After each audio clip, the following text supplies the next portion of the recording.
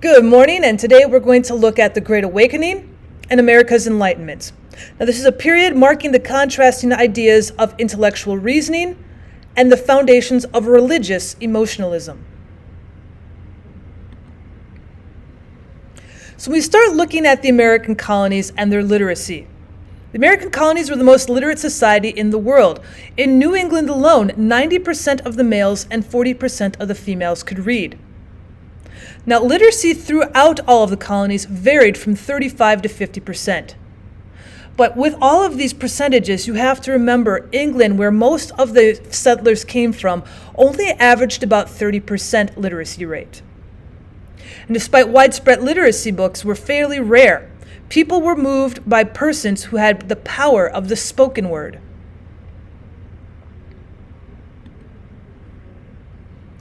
Also, great advances in Europe, such as Newton's, moved the world as people became more dependent on reason to unlocking the laws of nature.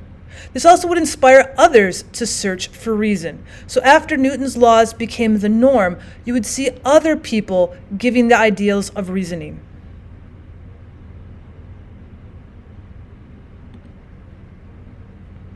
So what are the ideals or principles of enlightenment?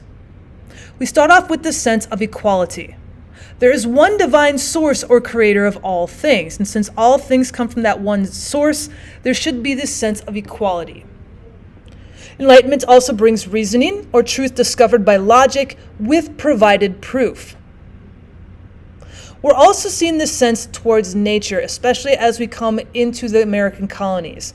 That what is natural is true, logical, and desirable. Happiness is a moral duty to pursue, and happiness here and now, and not to prevent others from achieving their own. Remember, that sense of equality is here, so you should be able to pursue your happiness and to not prevent others from achieving their own. The Enlightenment ideals also have a sense of progress. It is humanity's goal to continue to improve upon itself, its civilization, and its understanding of the world. And of course, Enlightenment also brings liberty. All human beings are born free to choose how they should best live their life.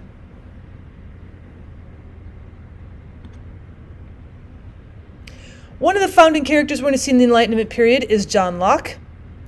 He says that the character of individuals was not fixed. They could be changed through education, through a tabula rasa.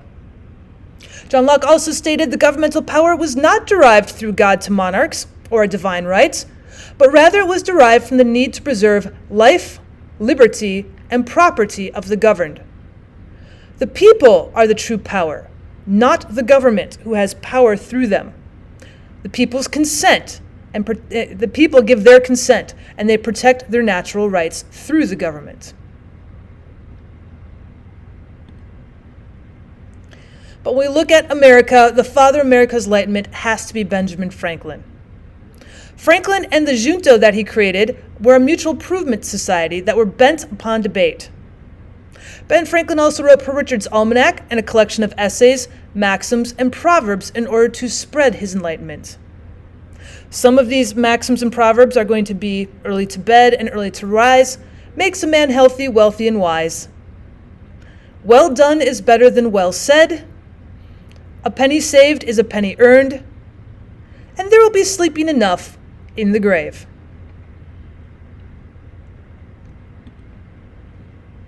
So what was Ben Franklin's impact upon enlightenment in American society? Well, he started a volunteer fire department.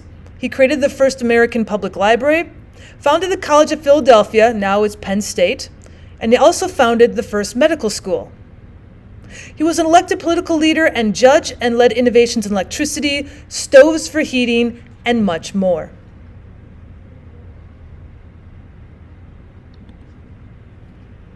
Benjamin Franklin also created the first insurance company. It was originally for the sense of fire, but it would eventually grow into other insurance policies. And of course, the first Philadelphia library, created in 1731, was by Ben Franklin. And the first Philadelphia hospital is courtesy of Franklin as well.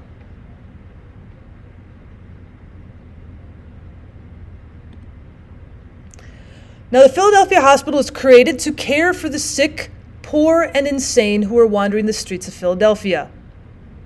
Now, Philadelphia was a melting pot for diseases where Europeans, Africans, and Indians engaged in free exchange of their respective infections, according to Franklin. So Ben Franklin saved the day with a clever plan to counter the claim by challenging the assembly that he could prove the populace supported the hospital bill by agreeing to raise 2,000 pounds from private citizenry. Now, if he was able to raise the funds Franklin proposed, the assembly had to match the funds with an additional 2,000 pounds. The assembly agreed to Franklin's plan, thinking his task was impossible, but they were ready to receive the credit of being charitable without the expense. And then, of course, Ben Franklin's fundraising effort brought in more than the required amount.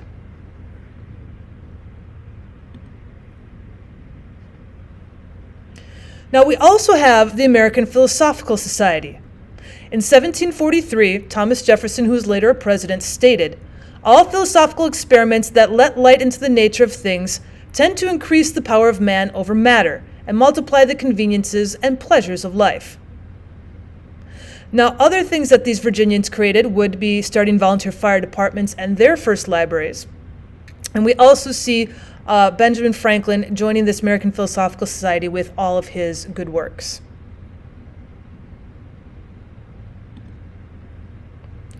Now, when we talk about how there's this sense of equality coming from one divine power, when we talk about the ideal of gods, they had a tendency to go with the deist's point of view. Now, a deist believes that there's a rational God who created the universe and is not to intervene. They do not follow the organized religious groups because religion was viewed as valuable as it regulated morals, and that was all.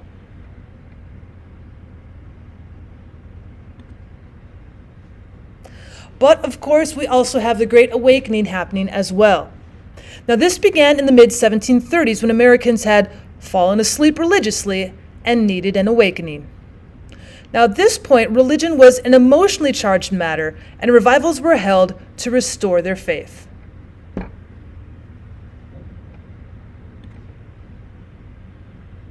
Now, when we take a look at the idea of the Great Awakening, you have the new lights versus the old lights.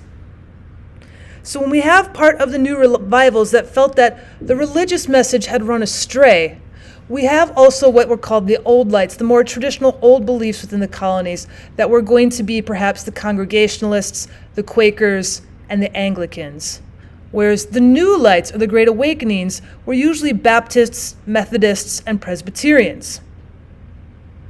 Now, those Baptists, Methodists, and Presbyterians would focus on individualism and your own responsibility for your salvation and life choices. Whereas the Congregationalists, the Quakers, and the Anglicans had a tendency to focus on group responsibility and connection to organized, structured views and doctrine.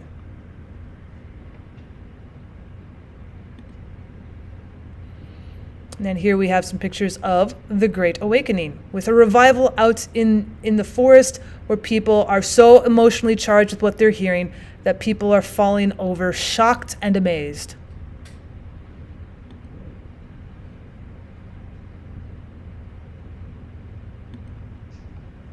Now, one of the more famous Great Awakening revivalists would be George Whitfield. Now, his tours across the colonies inspired thousands to seek salvation. And after one Connecticut tour, the population of the church jumped from 1630 and 1740 to over 3,000 1 year later. Benjamin Franklin once wrote that I emptied my pocket wholly into the collector's dish, gold, silver, and all.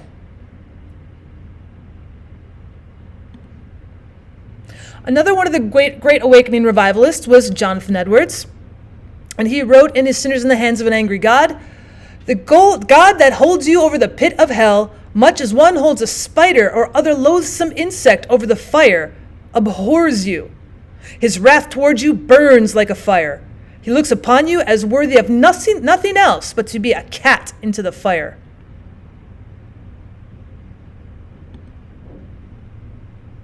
Now, we have other revivalists as well. We have James Davenport of New York. He once preached to his audience for 24 straight hours. Now, the attacks of Gilbert Tennant and others clearly eroded the relationship between the established clergy and the other new firebranders.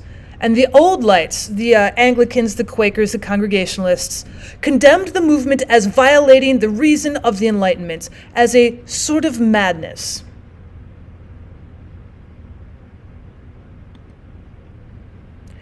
Then finally, what were the impacts of the Great Awakening? Well, we do see the decline of the old light groups. We're not going to see many Quakers, Anglicans, and Congregationalists move their religion out west. But you are going to see an increase of Presbyterians, Baptists, and Methodists, which were all revival groups of the period. And this would be the awakening of American Protestantism.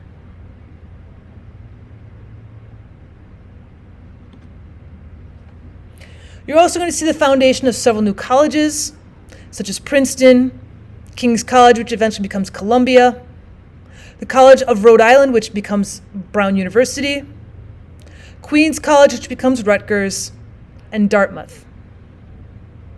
There's also an appeal to African and Native Americans, and there was little racism in the movement.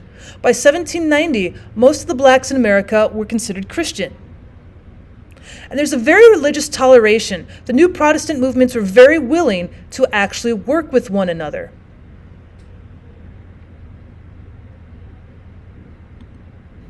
And that'll do it for your introduction to the Great Awakening and the Enlightenment period. If you'd like to learn more about any of these authors, if you'd like me to read from Ben Franklin, or if you'd like me to read Jonathan Edwards' Sinners in the Hands of an Angry God and let you know all of the different important facts, please leave a comment down below about who you'd like to learn about next.